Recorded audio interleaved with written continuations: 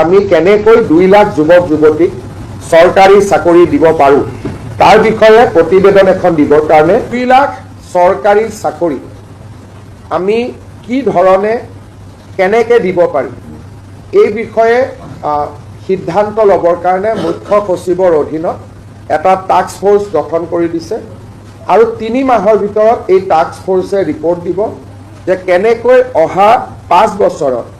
আমি 2 লাখ চৰকাৰী চাকৰি দিব পাৰোঁ অৰ্থাৎ মুখ্য সচিব ডাঙৰীয়াই প্ৰতিটো বিভাগৰ লগত কথা পাতি চৰকাৰী বা চৰকাৰৰ দ্বাৰা নিয়ন্ত্ৰিত বিভিন্ন কৰ্পোৰেচন আমাৰ বিশ্ববিদ্যালয় 6 শিডিউলৰ কাউন্সিল এই গোটেইবিলাকত মিলি অহা 5 বছৰত আমি কেনেকৈ 2 লাখ যুৱক যুৱতীক চৰকাৰী চাকৰি দিব পাৰোঁ তাৰ বিষয়ে প্ৰতিবেদন এখন দিবৰ কাৰণে মুখ্য সচিব ডাঙৰীয়াৰ অধীনত এটা টাস্ক ফোৰ্স গঠন কৰি দিছে যাতে আমি আমাৰ যেটো অসমৰ যুৱক যুৱতী সকলকে যি প্ৰতিশ্ৰুতি আছিল তাক যাতে আমি ৰাখিব পাৰোঁ বা তাক যাতে আমি পালন কৰিব পাৰোঁ কালি যদি 2 লাখ চাকৰি দিম বুলি নিদিও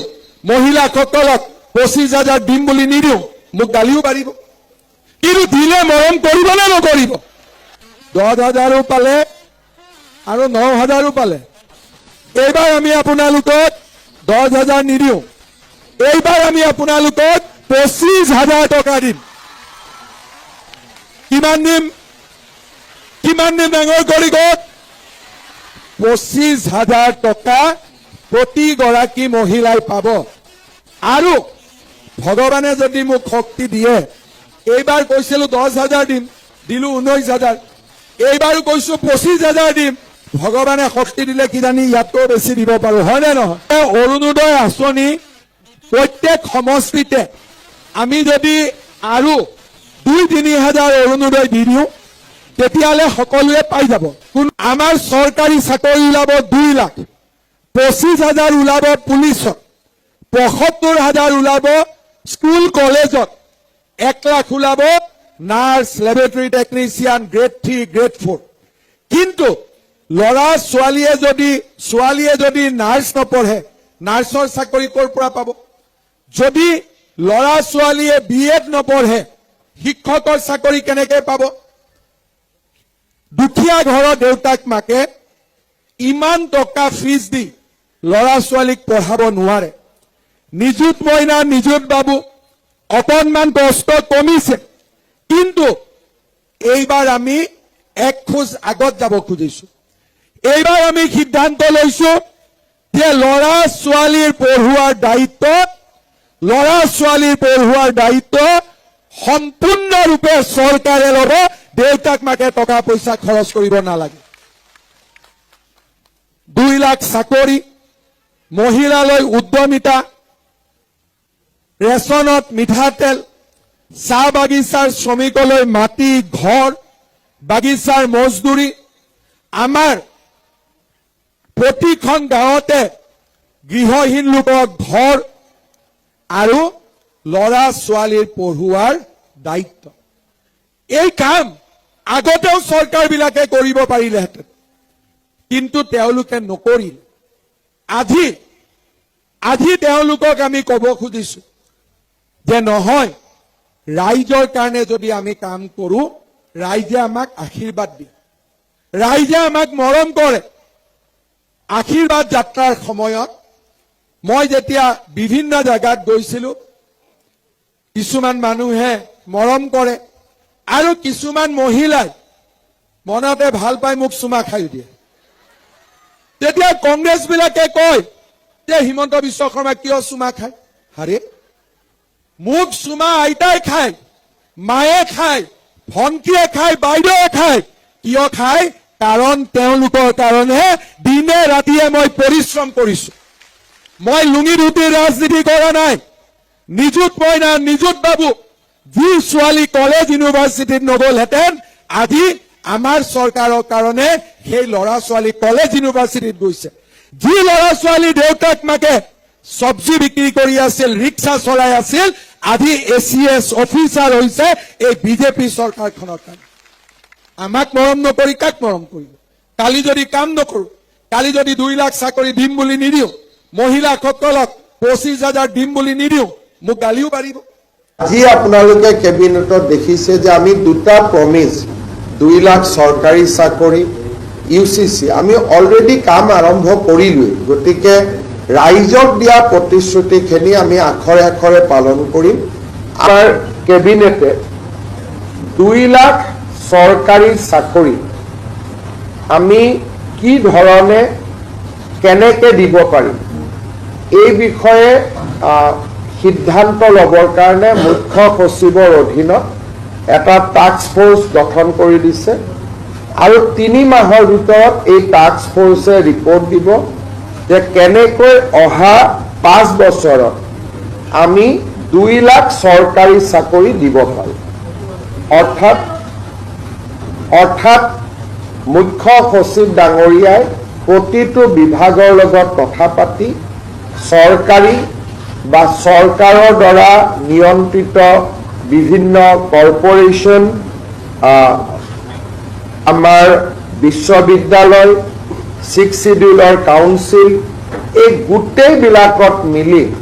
অহা 5 বছৰত আমি কেনেকৈ 2 লাখ যুৱক যুৱতীক চৰকাৰী চাকৰি দিব পাৰোঁ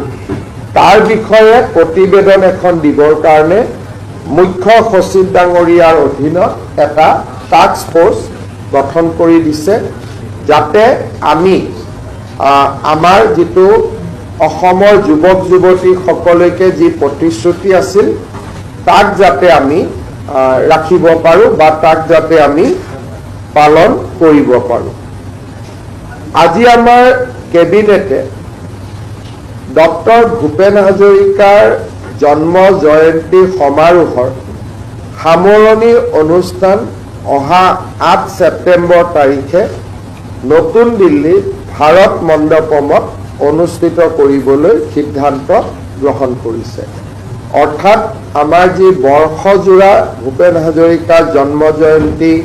আমি উদযাপন কৰি আছোঁ তাৰ সামৰণি অনুষ্ঠান 8 ছেপ্টেম্বৰ তাৰিখে নতুন দিল্লীৰ ভাৰত মণ্ডপমত অনুষ্ঠিত কৰিবৰ বাবে সিদ্ধান্ত গ্ৰহণ কৰিছে। আজি কেবিনেটে 32 কোটি টকা ব্যয় সাপেক্ষে ডক্টৰ ভূপেন হাজৰিকাৰ এটা সংগ্ৰহালয় নিৰ্মাণৰ বাবে অনুমোদন আগবঢ়াইছে। অৰ্থাৎ এতিয়া আমাৰ শংকৰদেৱ কলাক্ষেত্ৰত 32 কোটি টকা ব্যয়েৰে ডক্টৰ ভূপেন হাজৰিকাৰ সংগ্ৰহালয় এটা আমি স্থাপন কৰিম, য'ত নেকি তেখেতৰ জীৱনৰ লগত জড়িত অমূল্য সম্পদৰাজিক আমি সংৰক্ষণ কৰিব পাৰোঁ। ইয়াৰে 13 কোটি টকা নৰ্থ ইষ্ট কাউন্সিলে দিব। অৰ্থাৎ টোটেল 33 কোটি টকাৰ বা 32 কোটি টকাৰ নৰ্থ ইষ্ট কাউন্সিলে 13 কোটি টকা দিব আৰু 20 কোটি টকা ৰাজ্য চৰকাৰে আগবঢ়াব। আজি সেই প্ৰকল্পটো আমাৰ প্ৰথম কেবিনেটতে অনুমোদন জনোৱা হৈছে। কলাক্ষেত্ৰত হ'ব। আজি ৰাজ্য চৰকাৰে অসমৰ মহা অধিবক্তা দেৱজিৎ শইকীয়াক আৰু 5 বছৰৰ কাৰণে অসম চৰকাৰৰ মহা অধিবক্তা হিচাপে নিয়োগ কৰিছে। প্ৰধানমন্ত্ৰী নৰেন্দ্ৰ মোদী ডাঙৰীয়াই যোৱা কেইটামান দিনত ভাৰতৰ বিদেশী মুদ্ৰা সংৰক্ষণৰ কাৰণে আৰু অপব্যয় নকৰিবৰ বাবে ৰাজ্য চৰকাৰ আৰু দেশৰ জনগণক পৰামৰ্শ দিছিল। প্ৰধানমন্ত্ৰী ডাঙৰীয়াৰ পৰামৰ্শক সৰুগত কৰি আজি ৰাজ্য চৰকাৰে কেইবাটাও সিদ্ধান্ত গ্ৰহণ কৰিছে, যিকেইটা সিদ্ধান্ত মই আপোনালোকক ক'ব খুজিছোঁ। অহা 6 মাহ অসম চৰকাৰে কোনো নতুন গাড়ী মটৰ ক্ৰয় নকৰে। অৰ্থাৎ নতুন মন্ত্ৰীসকলকো অহা 6 মাহলৈকে নতুন গাড়ী দিয়া নহ'ব। আমাৰ বৰ্তমান যি পুৰণা গাড়ী আছে আমি সেই গাড়ীয়েদি আমাৰ কাম চলাব লাগিব। দ্বিতীয়তে যিকেইটা আমি অনুমতি ইতিমধ্যে দিলো কিন্তু অহা কালিৰ পৰা প্ৰযোজ্য হোৱাকৈ 6 মাহ কোনো চৰকাৰী বিষয়া নিজৰ খৰচতো বিদেশ ভ্ৰমণ নকৰিব। বহুত সময়ত মানুহে কয়, এজন অফিচাৰে কয় যে মই হলিডেত যাব কৈছো থাইলেণ্ড, ছিংগাপুৰ, আৰু আমি এইটো লিবাৰেলি আমি অনুমতি দিওঁ। কিন্তু বৰ্তমান 6 মাহৰ কাৰণে এক্সেপ্ট মেডিকেল ৰিজনক বাদ দি